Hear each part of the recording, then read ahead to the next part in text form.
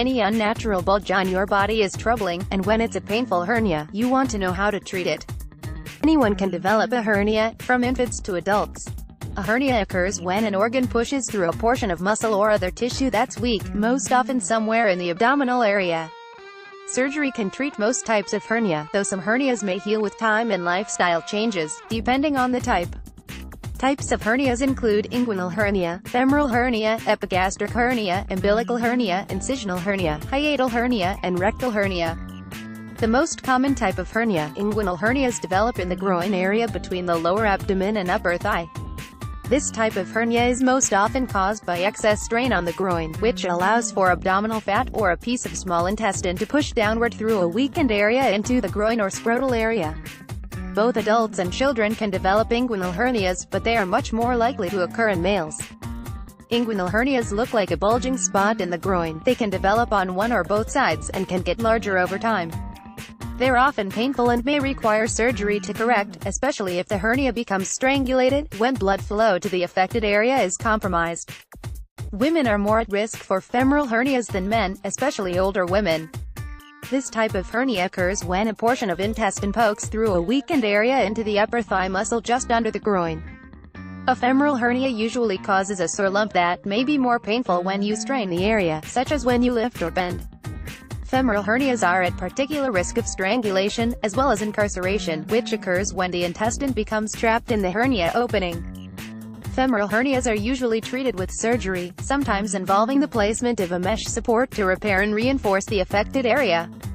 Children are most likely to get epigastric hernias, which occur when fibrous tissues in the abdomen fail to fully close as the child develops. This allows a hernia, 1, to form and cause a bulge between the belly button, 2, and breastbone that pokes out when the child strains the area, such as when crying and voiding. Epigastric hernias are usually present at birth. Typically, surgery is needed to close the opening in the abdominal tissue and treat the epigastric hernia, but it's often postponed until the child reaches toddler age. A hernia that protrudes in the belly button area is called an umbilical hernia. An umbilical hernia occurs when the tissue lining of the abdomen isn't close over this area, and an organ in the abdomen bulges outward.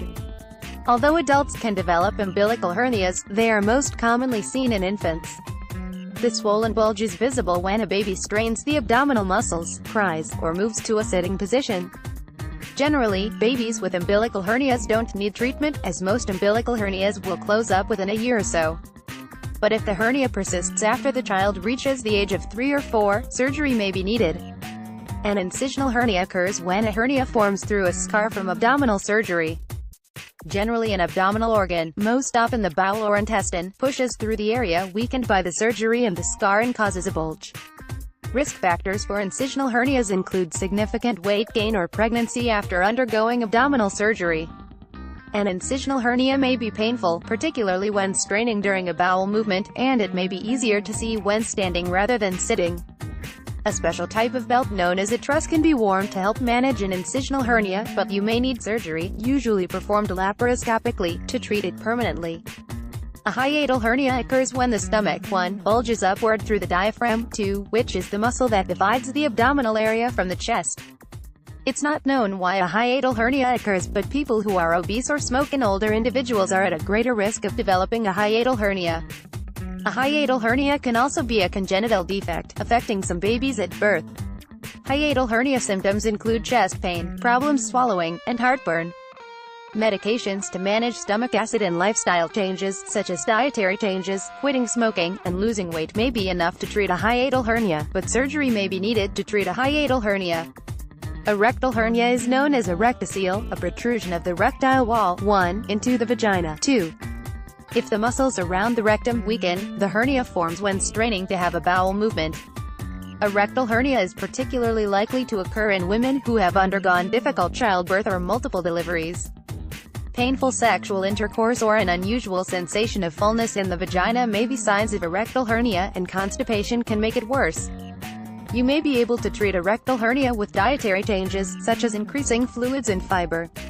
Surgery can treat a rectal hernia that doesn't improve after these adjustments.